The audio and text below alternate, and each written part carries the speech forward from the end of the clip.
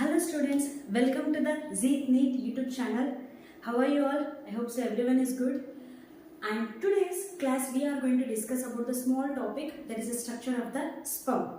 I hope so every class of this Jeetneet channel is understanding you. My motto is to make you to understand with the help of diagrams with every point of NCERT line here. If you want to acquire the NEET rank, please subscribe to Jeetneet channel. Now let me talk about the sperm structure, right? Let me discuss the sperm structure.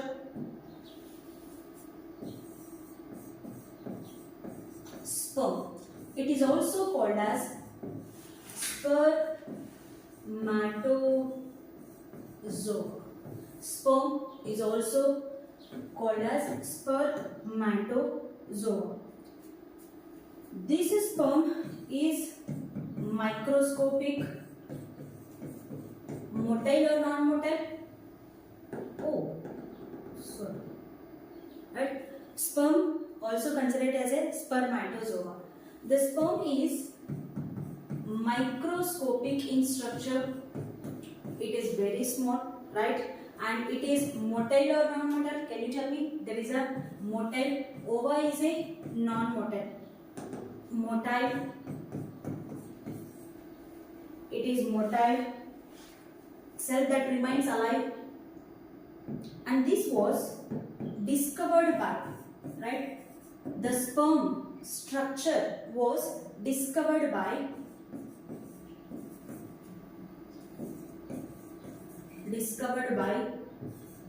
Anthony van Leeuwenhoek, right? It was discovered by scientists called as Anthony van Leeuwenhoek. In his own semen, he observed the structure of the sperm here. Okay, so structure of the sperm we will discuss in detail. So this is sperm lifespan data, right? The sperm lifespan.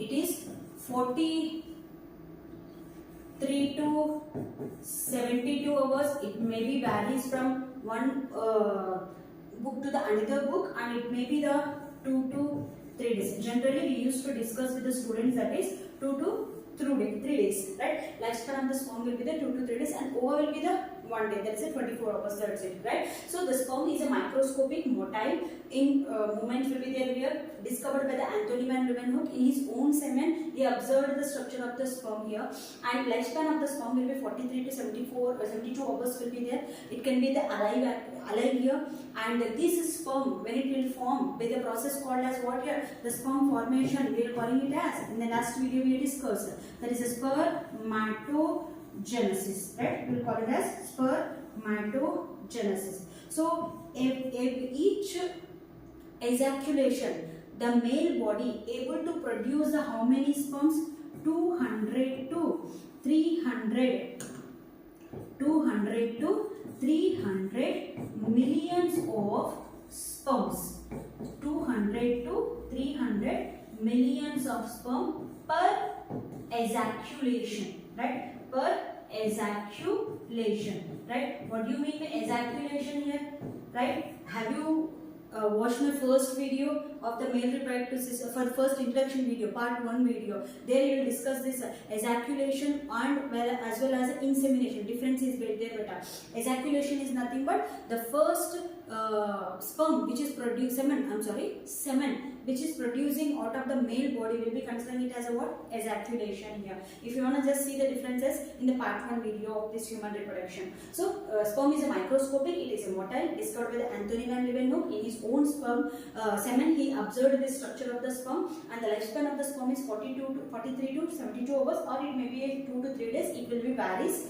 And process of sperm formation is called as spermatogenesis, and for one ejaculation nearly 200 to 300 millions of sperms will be get produced in the semen, right? Generally the male body, for one ejaculation they will able to produce the semen. What is semen actually? The sperm plus seminal plasma. That is also discussed in the male reproductive system, right? Semen is nothing but sperm plus seminal plasma. Together we will consider it as a semen. Nearly 2 to 3 ml of the semen the male body can ejaculate for one time. In that it will be 200 to 300 millions of sperm, which are the microscopic will be present here. Now let me discuss the structure of this sperm. Structure of the sperm, it is made up of it is divided into 4 parts. One is a head part, and second one is a neck region, third part middle piece, and the fourth part tail, right? The sperm structure is divided into 4 parts: head part, neck part, middle piece, and the tail part. So if I just draw the rough structure of the sperm here now first to understand these parts, then in the next slide we will discuss individual of every part. If I consider now, this is a head region, and this is a head region. This will be the neck region, and here this will be the middle piece, and this will be the tail piece. Okay, got the differences? Head region, neck region, middle piece, and the tail, right? So I hope so. Who are watching these videos for the first time, maybe it is a first PU or second PU or first year or second year, they will get the differences very clearly. My intention is only to help you understand or remember the every point of NCERT with the help of diagram meta, right? Head region, neck region, middle piece, and the tail piece here now. Okay, now head. If I write some points about the head here, head is a flat, oval shaped structure. Neck is a short, middle piece, broader structure. Can you see that points, right? And tail is a longest part of the sperm, right? So longest part of the sperm. Now let me discuss each part over here. First one, the head of the sperm. Can I draw in this manner, right? Let me draw in this manner. First, the head region. This is a head, which is an elongated head present. Okay, elongated head will be present. Even inside that there will be elongated nucleus will be present. So this head contains a elongated nucleus, right? So it contains a 2 parts. The head region contains a 2 parts. One is a head, one is a nucleus will be present. Upon that there will be a acrosome will be present. This is a acrosome. Okay, let me write the parts here. This is a acrosome, which is a cap-like structure, right?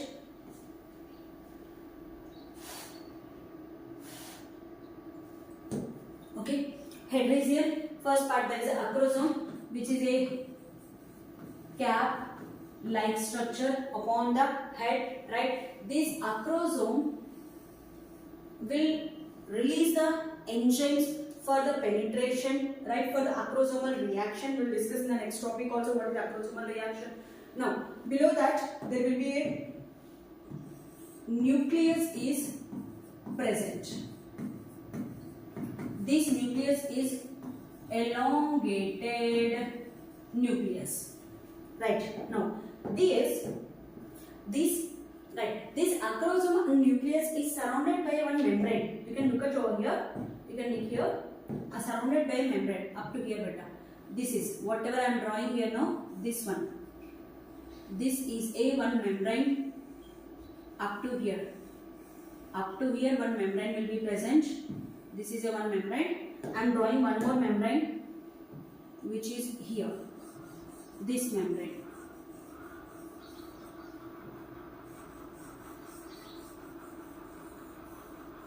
This membrane, right? The above membrane name called as glial capitis membrane. It is of course out of NCERT, but when you are solving the MCQs, you will find these points. Glial membrane, glial capitis membrane, and this membrane called as, you will find this more times, this word Manchete membrane.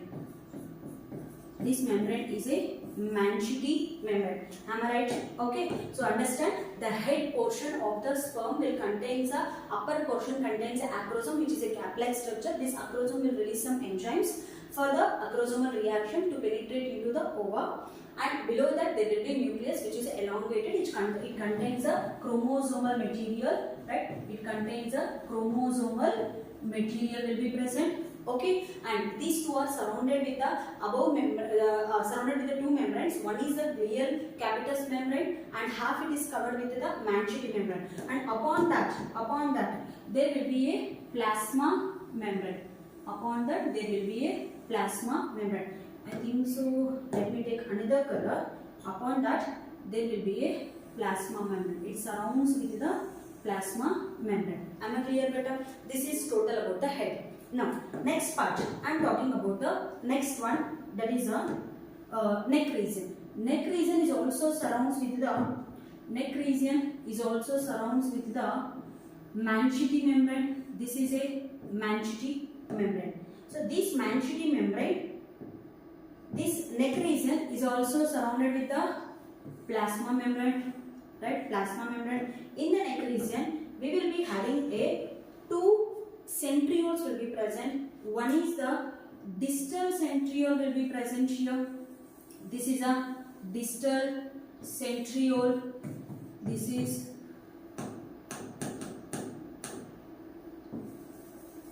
a distal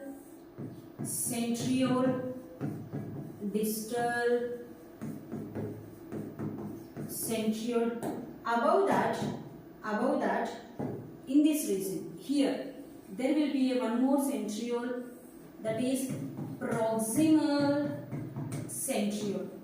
Above that there will be one more centriole, that is a proximal centriole. Okay, the sperm contains a centrioles, which is a proximal centriole and distal centriole. Proximal, the word meaning itself what here now? Near. It is very near to the head, beta, very near to the nucleus or the head, we can say here. Distal is nothing but away, right? Distal, the word wherever you read, it will be the away. So away from the head or away from the nucleus, but it is present in the neck region here now.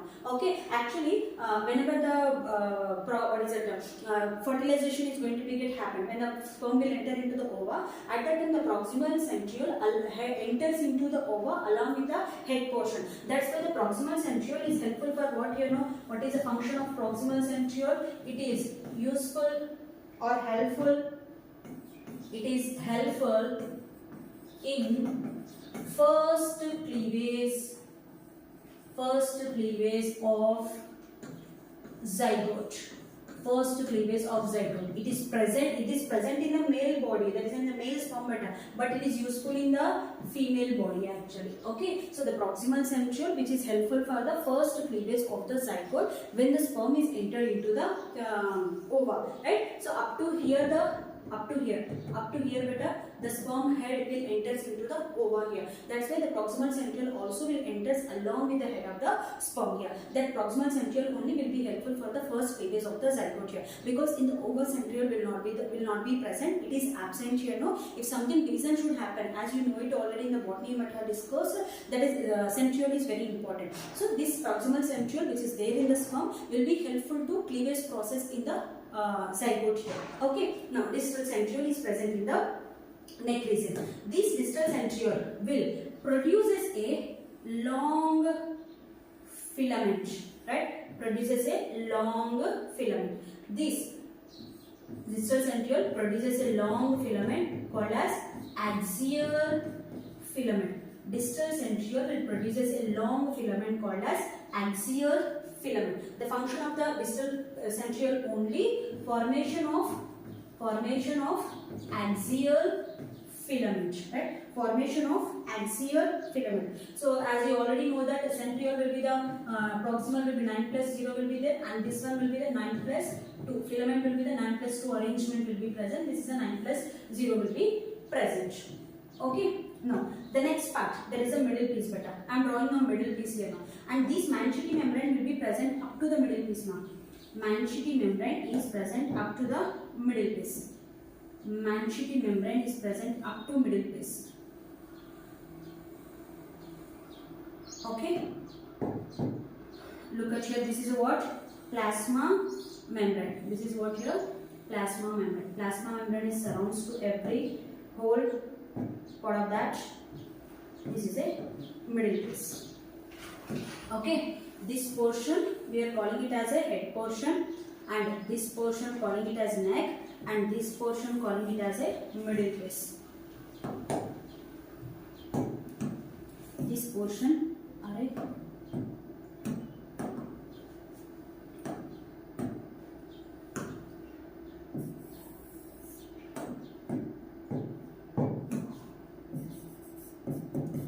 This portion is a middle piece, okay, and this is a neck piece, right, and this is a head.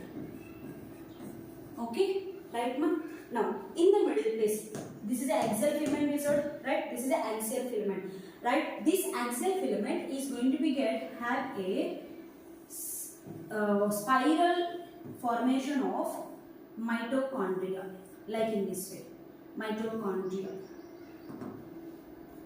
Spiral.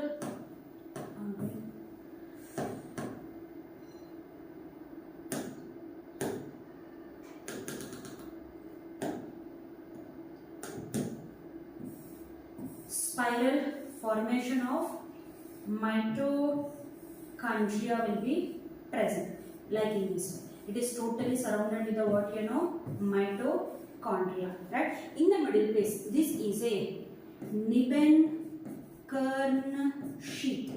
We'll call this spiral formation of mitochondria as a Nebenkern sheath. This mitochondria surrounds the which filament here? No? Axial filament. Axial filament structure is 9 plus 2 arrangement will be present. Head and this across the middle piece, but up to here the Nebenkern sheath will be present. No, sorry, Manchete membrane will be present.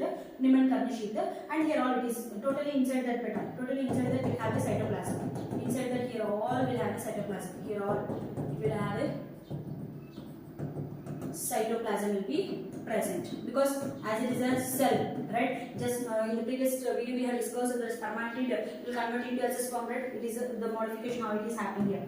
Now here very important new point beta, right? After the middle piece, here there will be one ring will be present. Here there will be one ring will be present. This ring name we are calling it as, this ring name called as annulus ring, or considering it as a Zohn's ring. It's a scientist name. He discovered this ring which is present here, but the function is unknown still here. But there is some ring-like structure is present in between the middle piece and as well as a tail. Now we are discussing the next part, that is a tail, right? This Manchete membrane will leads to the what you know, next part, that will be the tail. Okay. The next part is a tail. Now, in the tail part, the axial filament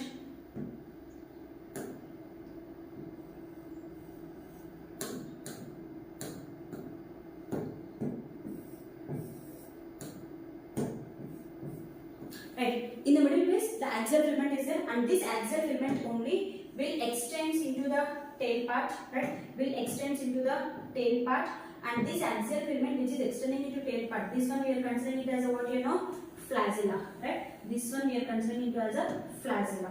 This part, this one considering it as a flagella. Everyone knows that in the locomotion movement also we discussed that sperm movement will happen because of the flagella. The motility of the flagella, the sperm motility will happen because of the movement of the flagellum, right? Flagellum here. Okay. Now this tail is also surrounded with the plasma membrane. Tail is also surrounded with the plasma membrane. Can you observe that point? The last part of the tail, I did not draw the plasma membrane here. No. If you consider on the tail part, but two parts here, no, right? This is a totally, it is a tail part here, no, right? This is the end part. Right. The tail part is divided into two parts up to here, and this is the end part. End part of the tail does not contain the plasma membrane, and the remaining part of the tail contains the surrounds with the plasma membrane, right? Surrounds with the plasma membrane.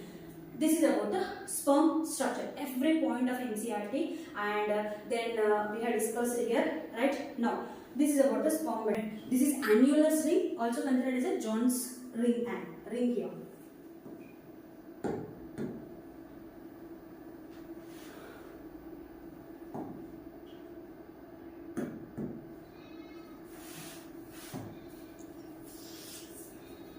Okay, right, let me revise this here. So what we discussed here now, the sperm is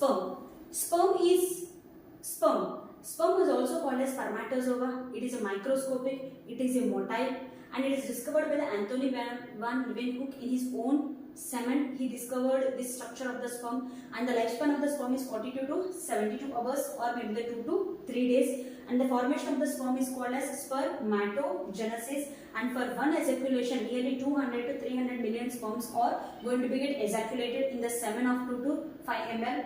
Next, the structure of the sperm is divided into 4 parts: head portion, neck portion, middle piece, and as well as a tail piece. Head is a flat and oval shape will be present. Neck is a very short, and middle piece is a somewhat broader, and tail part is the longest part of the sperm. They may ask you the question in this way: what is the longest part of the sperm? That is a tail. What is a very short part of the sperm? Neck region, which is a broader part of the sperm. Middle piece, which is a oval shaped part of the sperm. That is a head piece. Now in this next, we discussed in detail about the sperm here now. That head part contains a nucleus and as well as a acrosome. Nucleus is a elongated and chromosomal material it contains. Acrosome is a cap-like structure which it releases the 3 enzymes. I will discuss what are the 3 enzymes also. These 2 parts is now surrounded with the 2 membranes. One is the real capitis membrane, and the down one it is surrounded with the Manchete membrane here. Manchete membrane starts with the nucleus and ends up to the middle piece button. You can see the differentiation. Colors I have shown you very clearly, right? I hope so by seeing this diagram only we will understand clearly.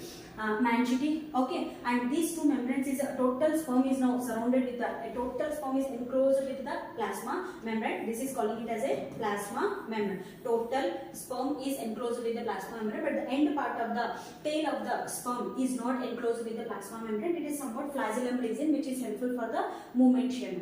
After the head part, we discussed about the neck part. Neck part region is it contains 2 centrioles, proximal centriole and distal centriole. Proximal centriole is near to the nucleus. This proximal centriole only along with the head portion it will enters into the ova here, right? And the distal centriole will form the axial filament. Axial filament arrangement will be the 9+2 will be there, and this axial filament after the neck region, neck is a very short beta. After the neck region, the middle piece will be present. This middle piece is a broader one, and around this axial filament it is surrounded spirally. The mitochondria will be present. Spiral mitochondria will be present, right? Mitochondrial spiral we can say. That is calling it as a Nebenkerner sheath. Nebenkerner is a scientist name who discovered this one here.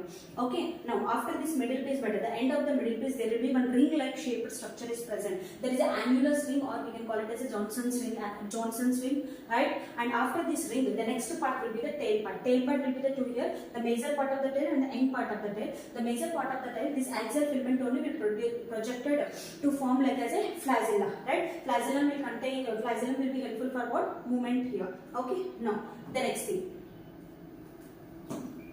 The sperms are of 2 types. Sperm is of 2 types. One is gymnospermy.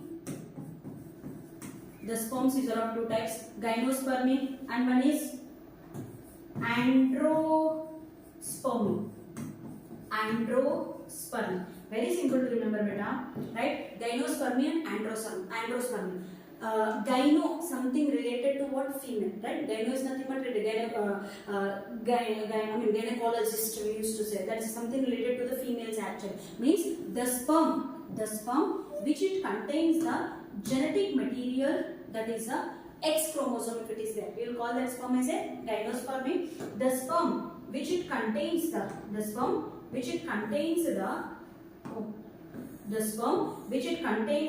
genetic material as a Y, right? Means of course here in the each sperm it contains a 44 plus XX, and here 44 plus XY, right? If it is there, we'll call this type of sperm as a gymnospermy, we'll call this type of sperm as a androspermy. There are 2 types of the sperms will be present. 2 types of the sperms. 2 types of the sperms. Am I clear here? Okay. And one more thing, beta.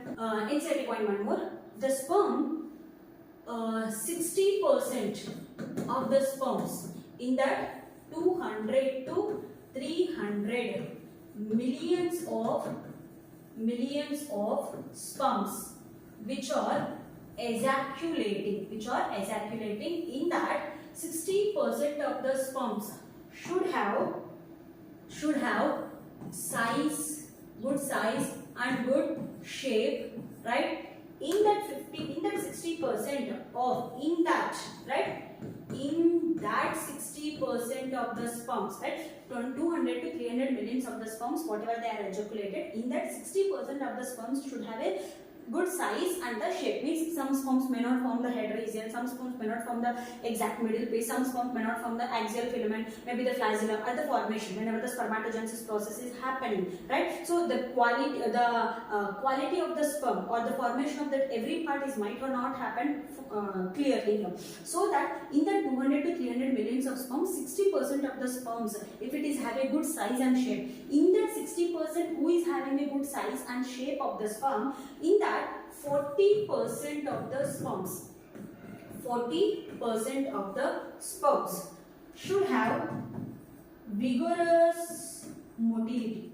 In that 40% of the sperms should have vigorous motility here. This is NCERT point now, right? This is NCERT point which is very important. Okay, NCERT point which is very important, 60%. So most of the students will get confused in the reaction here. Will get confused here. They'll think that 40% should have a vigorous motility separately here in the 100%. No, in that 60%, this is a 100%. If you consider now this 200 to 300 millions of sperms for one ejaculation is a 100%. In that 100%, every sperm might not be the good formation will be there here, no, right? Then in that 60%, if they have a good size and shape of the sperm, the correct formation of the sperm, in that 60%, 40% should have vigorous motility. Then only it can able to be have the process called as fertilization. Because if the motility is not there for the sperm, it cannot able to start its journey from where? From the seminiferous tubules to, it has to reach the female reproductive tract up to the fallopian tube region of the ampulla, isn't it here? So that much of long journey it has to be done after the copulation for, until the process called as fertilization. So it should have a 40% vigorous motility should be present. Okay. Now the last point, acrosome. Acrosome will release 3 types of enzymes basically. What are those 3 types of enzymes? One is hyaluronidase. Second one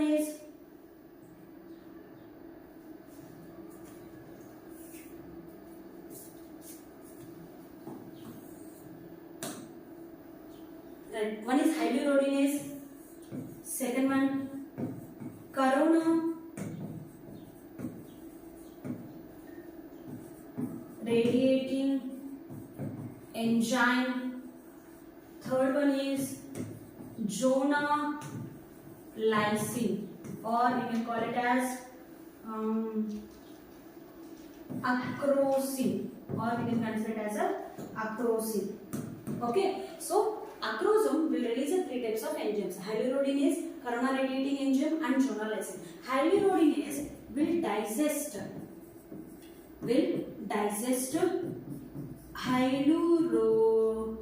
hyaluronic acid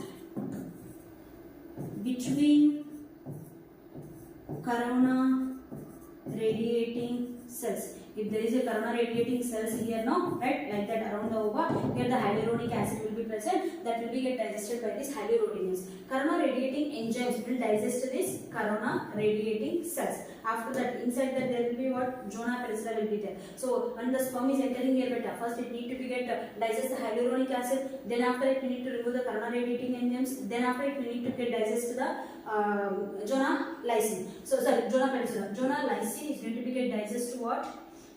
Jonah penicilla, right? These are the 3 functions. Actually, this reaction, whatever is happening with the acrosome, we call it as a acrosomal reaction. Acrosomal reaction. Okay.